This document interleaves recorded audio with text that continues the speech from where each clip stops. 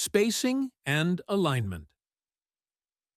Why spacing and alignment matter? They improve readability for all users, especially those with dyslexia or cognitive disabilities.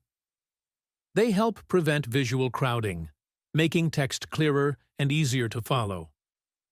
They enhance navigation for low-vision users and screen magnifiers. Spacing. There are many elements to consider when adjusting text spacing. Letter spacing is the space between individual letters in a word.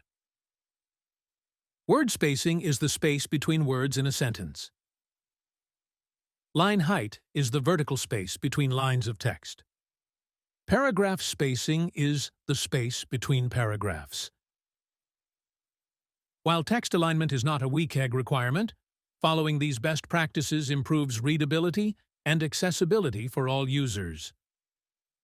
Use left-aligned text for languages that read left to right.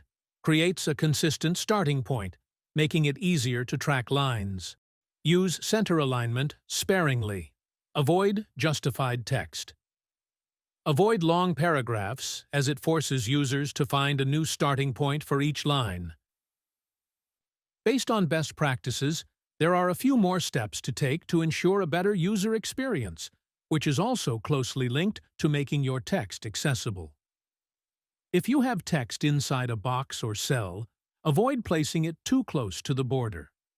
This makes it easier to read and distinguish from the edges. Add what is called padding inside the box to create space around the text, allowing it to breathe. Avoid placing text over graphic patterns or images, as it can make reading difficult and reduce readability.